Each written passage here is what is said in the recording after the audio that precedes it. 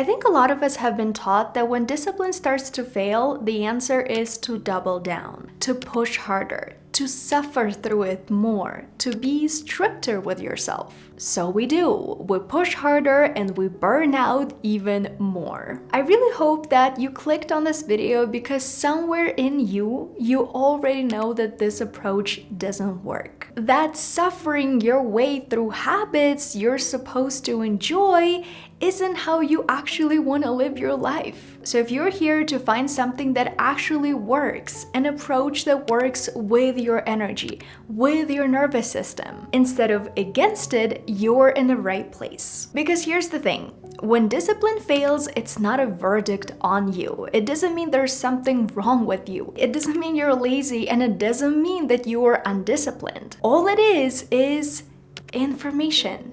That's it. And I really want us to be scientists about all of this. Instead of immediately going to, I'm a failure, I will never achieve my goals. What if we took a step back and got genuinely curious? Why didn't this work for me? What would actually make me feel good? That's what this video is about. Here are my 6 rules. Hi, if you're new here, welcome. My name is Veronika, and on this channel, I help you reconnect with your body, regulate your nervous system, and focus on actually living your life instead of being constantly distracted by your phone and by social media. Before we get into it, I actually have a free guide with over 50 hobby ideas, all the different things you can do instead of scrolling. When you realize that your discipline is failing, but you don't really know what to replace your phone with. It's completely free and the link is going to be in the description. And actually, before we get into all the rules, I want to talk about something that plays into this whole conversation. Thank you so much to Opera Air for sponsoring today's video. One of the biggest things draining our energy is the browser we use every single day. I open my laptop to do one thing and then somehow 45 minutes later, I've gone through 12 tabs, 3 rabbit holes, and I've done none of the actual work. And that overstimulation is exactly what we're talking about today. When our brains are constantly bombarded with noise, notifications, pop-ups, your nervous system just doesn't get a break. Your focus is already gone before you even started. I switched to Opera Air recently and the difference is genuinely noticeable. It's a browser built around one idea: help you finish what you're doing and get off the internet. No notification spam, no cluttered interface, no AI jumping in uninvited. Just a clean, quiet space to do the work. There's even a built-in breaks feature, actual breathing exercises in the sidebar, so you can do a quick reset without opening another app or going down another rabbit hole. The goal isn't to spend more time at your desk.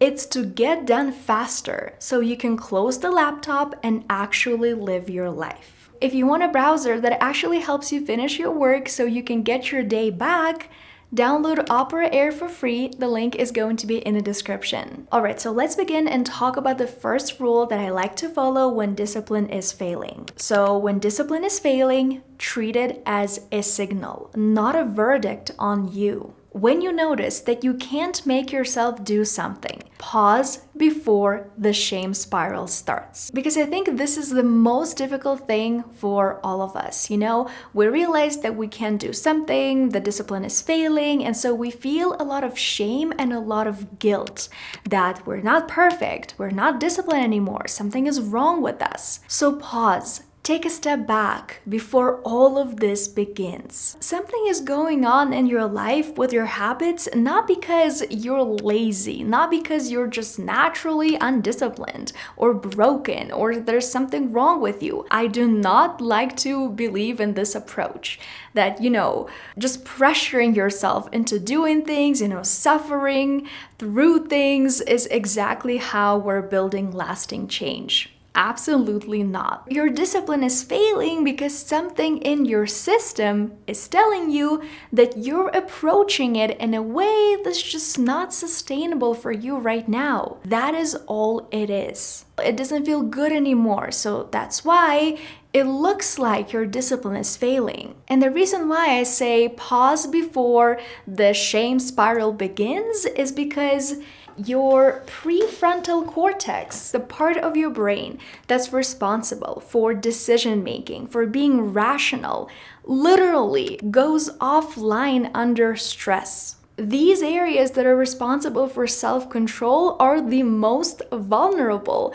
when we're just always stressed out. And I don't know how it works for you, but when I feel all of this shame and guilt and I feel like something is wrong with me, that means I feel stressed out. That means that I don't feel good. And I start realizing that I get into this survival mode, into fight or flight, because my amygdala is the one who takes charge. The amygdala, which is basically your brain's threat detector, it's constantly scanning for threats, for things that are not working exactly as you wanted them to work out, and it can make your prefrontal cortex literally go offline. And you can't really rationalize yourself out of survival mode. There are other regulation techniques we're gonna talk about later. So when it feels like you can't, don't push yourself through that feeling. Get curious instead. You can journal about it. Why do I feel this? Like, what is going on in my life right now? What is happening with my habits right now?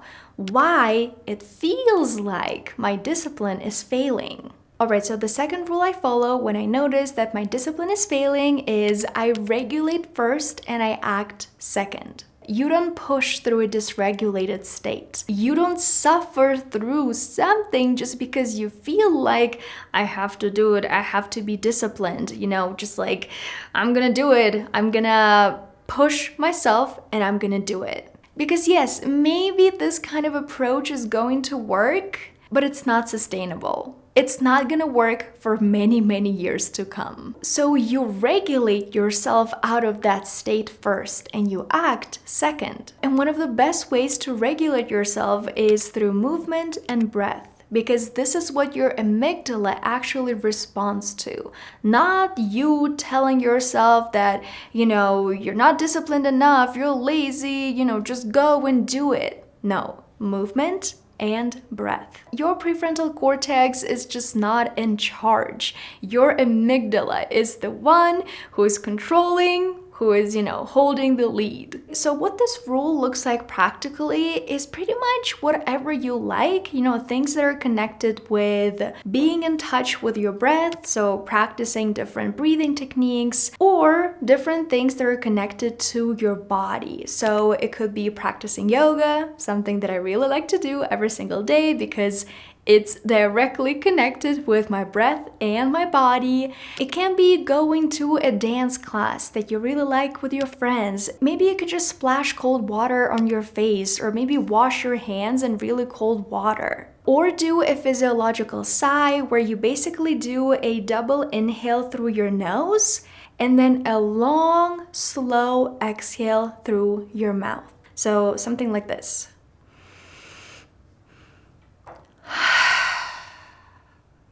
Just completely relax the whole body. Rule number 3 that I like to follow is scale back, but don't quit. This is connected to something that I really want to share with you guys, something that I've been noticing about my ego, and I think a lot of you can relate. So a month ago, I started practicing Ashtanga yoga, and if you're not familiar with this style of yoga, basically this is what it means. It's a specific style of yoga where you always do the exact same sequence of poses in the exact same order every single time. And people who practice Ashtanga yoga seriously usually do it 6 times a week. So every day you wake up and you do the exact same thing. And so a month ago, I got into Ashtanga yoga and I started going to Mysore classes. And Mysore classes are classes where students do the practice independently. The teacher walks around and adjusts people individually. So there's no following along with me, right? Because everyone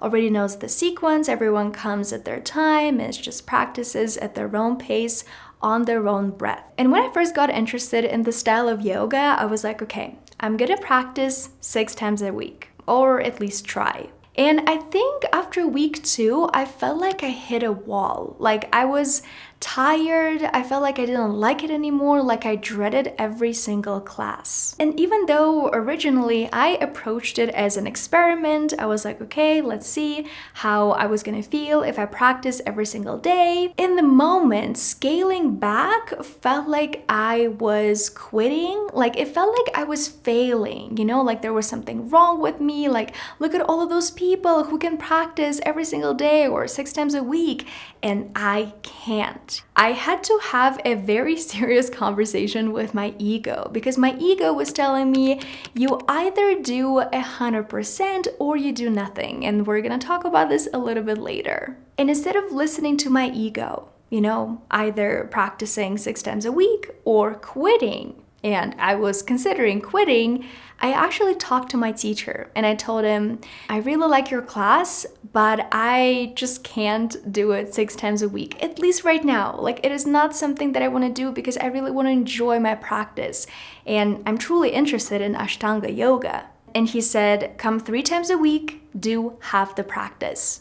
And I was like, oh, thank you. And immediately I felt the difference because I stopped suffering through my practice and I actually started enjoying it again. And it's been a month already and I'm actually slowly adding more and more days. So last week was actually the first week when I practiced 6 times a week. And I felt good. I didn't feel like I was dreading my practice. And research on habit formation actually explains it really well. To create a lasting change in your behavior, you need to start with a minimal, viable dose. Something super, super small that you can consistently do. And that's the thing. A lot of people don't want to do the small little thing because they feel like it's not enough. Your ego is telling you that, okay, if I start learning to play the piano, I have to practice for an hour 3 times a week. But if you're just starting, probably it's going to feel really hard. And if you tell yourself, okay, I'm gonna practice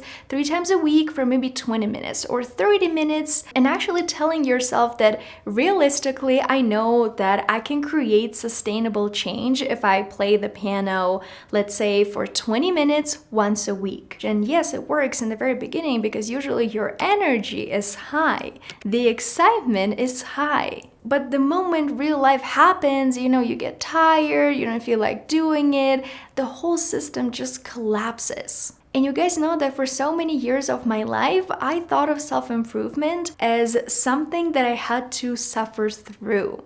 I think it was because I did sports competitively for, my whole life. Ever since I was 4, I started doing rhythmic gymnastics and then I did track for many years. And so it was always all about competition. It was always all about, suffering through things and pushing yourself. And it doesn't matter what your body is telling you to do.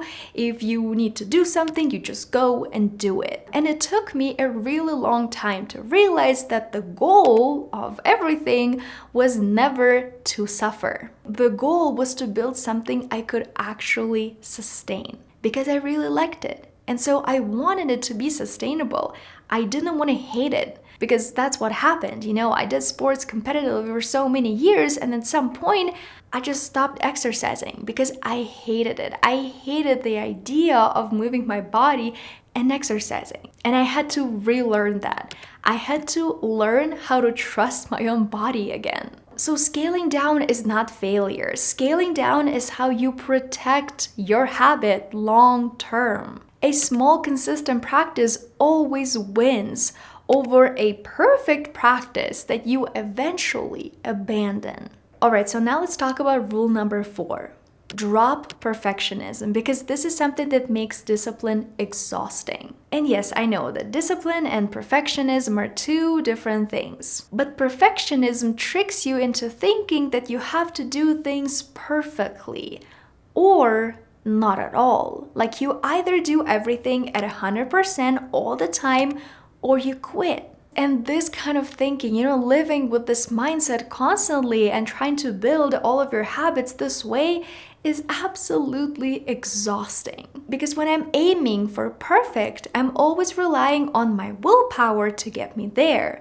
And your willpower is a finite resource.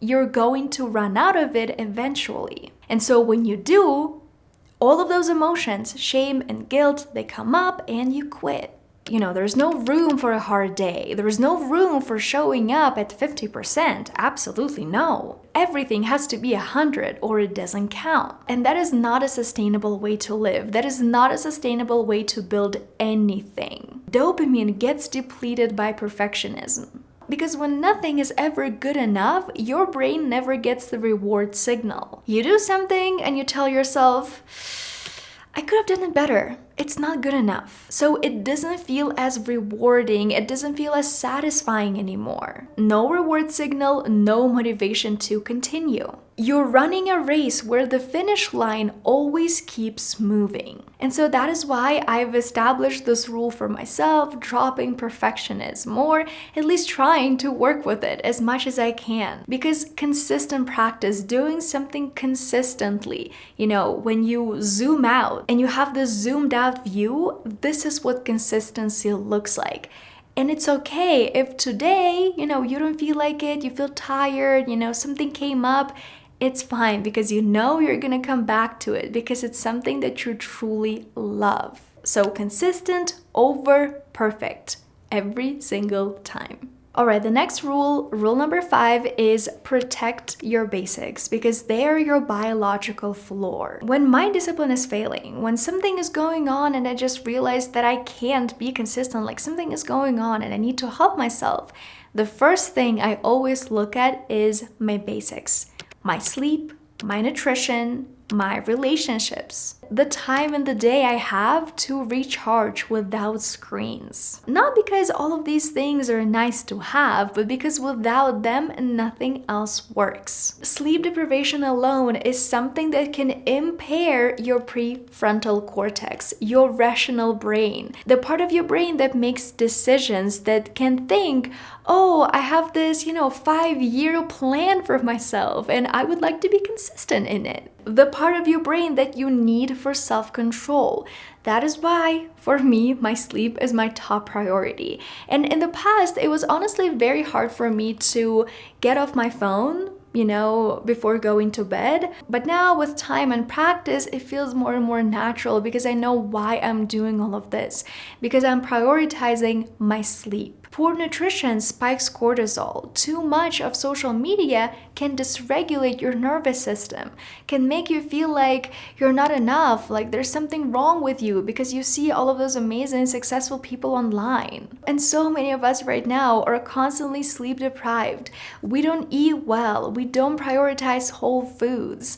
And we are chronically online. And so if the foundation is cracked, it doesn't really matter how much discipline you have. The building is still going to fall. So before I push myself, I suffer through something, I tell myself I can do it, I have enough discipline. I ask myself, are my basics okay? Like, am I sleeping enough? Am I eating well? Am I connecting with my friends in real life, not just watching their Instagram stories? Like, what is actually going on in my life when it comes to my values, my priorities? Are my basics protected? And finally, rule number 6 that I like to follow when I notice that my discipline is failing is that you don't have to do it alone. And that is not weakness. It doesn't mean you're weak. It's just science. That was honestly the hardest rule for me to learn and to follow because for so many years of my life, I lived with this belief that I could only count on me. That needing help was a sign of weakness. That real discipline meant doing it yourself, by yourself, without excuses. And so I think me, a few years ago, would have thought that going to my yoga teacher and telling him, I'm sorry, but I just can't do it, so what can I do instead? I'm very interested in this practice, but I need to scale back.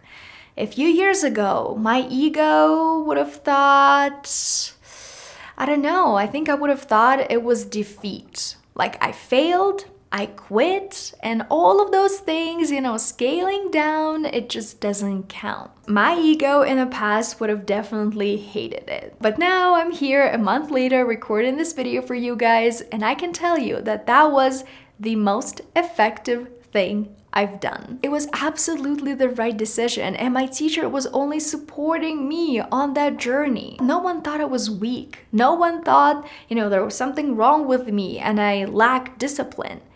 People were interested in helping me find a way that worked best for me, because they were interested in me being interested. My teacher wanted me to continue, obviously.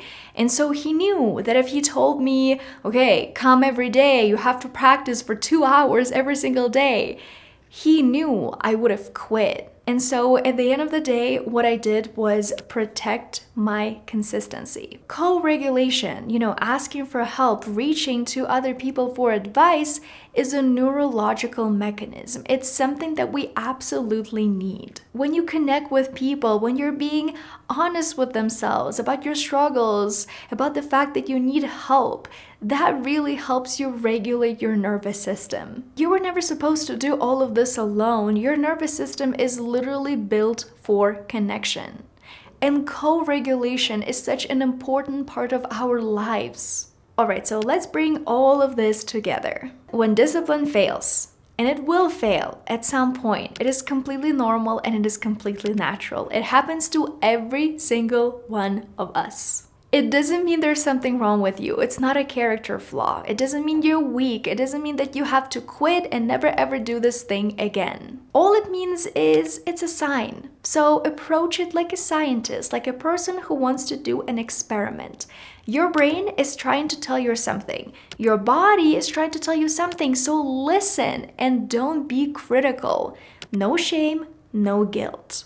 Without continuing the rumination spiral and all the shame and all the guilt. What the neuroscience tells us is that forcing harder almost never works. What works is approaching it from this regulation point of view first. Regulating your nervous system first. Scaling back before you quit. Protecting your basics, dropping perfectionism, and co-regulating, talking to real people about your problems, people who have experience and people who can help you here. In this video, I mentioned nervous system regulation many times, so if you're interested in learning more about this, I highly recommend watching this video next, where I'm sharing all the signs that your nervous system is finally healing. So if you want to continue watching something, you can click here. Otherwise, thank you so much for being here. I'll see you guys in my next video. Bye!